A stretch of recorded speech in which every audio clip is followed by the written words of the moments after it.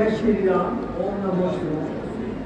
यहाँ पर उपस्थित भाइयों बहनों और मातृशक्ति आप सबको पहले मैं नमस्कार करना चाहूँगा। ये मेरा आज सौभाग्य है कि मेरे को इस स्टेज से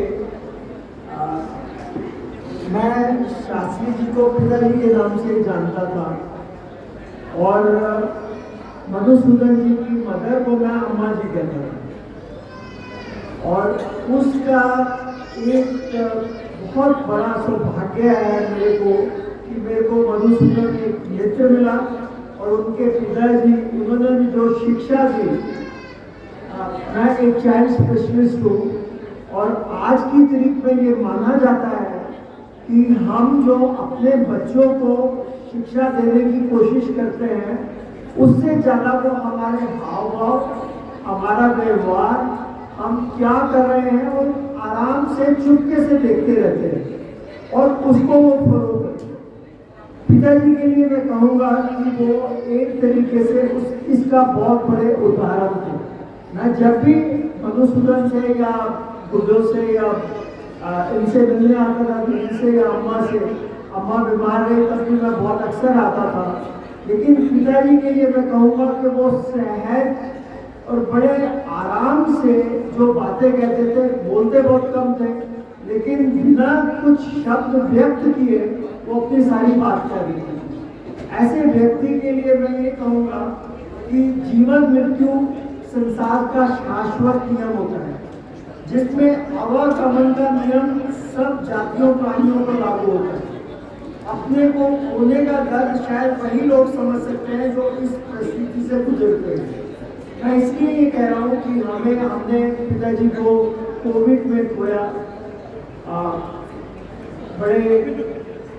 बहुत बड़ी विडंबना थी पूरे विश्व के लिए, उसके दौरान खोया और हम उनको आखिरी वक्त पर जिस तरीके से नमन करना चाहते थे उस तरीके से नहीं कर सकते, जिसको शब्दों में, इसलिए सबको शब्दों में बयान करना असमंजस होता है, असंभव होता है। कुछ लोग मानव योनि में आकर ऐसे श्रेष्ठ कर्म करके चले जाते हैं जिनके याद में हर वर्ष पुण्य स्मरण या पुण्यतिथि दिन को मनाते हैं। जैसे पंडित जी कह रहे थे कि हम पिताजी को उनके वर्ष में एक दिन हम ऐसा ढूंढ सकते हैं कि हम पिताजी को श्रद्धा पूर्वक याद करने के लिए, चाहे उनका जन्मदिन ज़्यादा अच्छा होगा। मैं पंडित जी से बिल्कुल सहमत हूँ कि उनकी पुण्यतिथि की बजाय उनके जन्मदिन को वो हमें ज़्यादा शिक्षा देते हैं।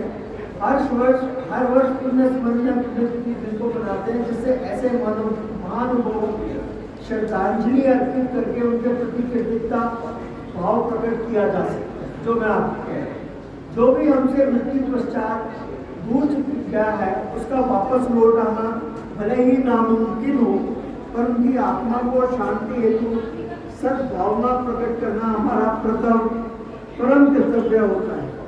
यहाँ पर मैं ये संवेदना व्यक्तिगत रूप से प्रकट करता हूँ कि मैं क्या, हर व्यक्ति जो पिताजी के संपर्क में था मेरी बातों से सहमत होगा कि आपने ठीक सुना है।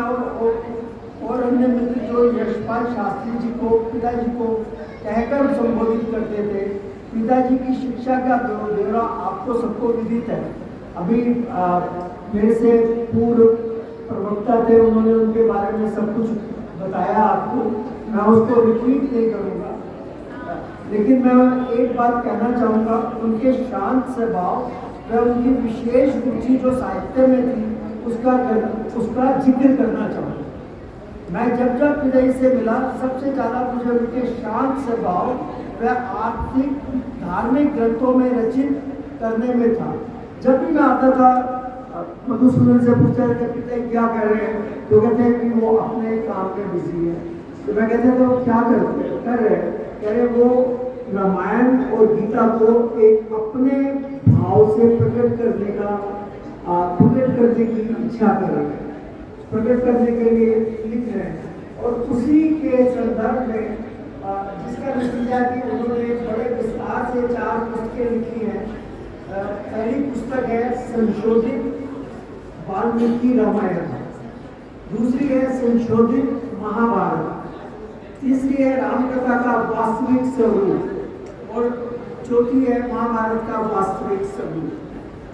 हिंदू धर्म के अनुसार जो व्यक्ति गीता व रामायण का पाठ नियमित रूप से करता है, मैंने अभी शायद 6 या 8 महीनों से गीता का पाठ करना शुरू किया है और मेरे को इतना अच्छा लग रहा है, तो मैं उनके बारे में, पिताजी के बारे में, शास्त्री जी के बारे में सोचता हूँ कि उन्होंने 1960 से लेके और लगभग कितने सालों तक उसका इन दोनों रचनाओं का, गीता और रामायण का पाठ किया और उसको अच्छी तरीके से समझा और उसको आगे उन्होंने संकलित किया। ये हम सब के लिए गौरव का विषय है और हम सबको उसको पढ़ना भी चाहिए। मैं मधुसूदन से रिक्वेस्ट करूँगा कि अगर हो सके तो पोस्टिंग वगैरह लेके हम सबको वो उपलब्ध करा सके तो बहुत अच्छा होगा। पिताजी जिन्होंने इन दोनों महाकाव्यों को जाना ही नहीं, उनके वास्तविक स्वरूप को दुनिया के सामने प्रस्तुत किया। मैं अपनी तरफ से, आप सबकी तरफ से पिताजी का धन्यवाद करना चाहता हूँ और हम सबको सत मार्ग दिखाने का जो उन्होंने बीड़ा उठाया, उस सत मार्ग के लिए मैं उनका बहुत दिल से आभारी हूँ। एक शांत स्वभाव के अंत में मैं कहूँगा कि एक शांत स्वभाव के व्यक्तित्व बनने की राह दिखाने के लिए हमें उन्होंने राह दिखाई। हम सब उनके हर तरीके से आभारी हैं और उन्होंने हमें धार्मिक रूप से, पारिवारिक रूप से और एक उदाहरण बन के हम सबके सामने जो उदाहरण रखा, उसके लिए हम सबको उनको बार बार नमन है। और मैं चाहूँगा, जैसे पंडित जी ने कहा और मधुसूदन से भी मैं रिक्वेस्ट करूँगा कि हर साल हमें उनको एक दिन कम से कम अपने बिजी शेड्यूल से निकाल के उनको समर्पित करना चाहिए। धन्यवाद।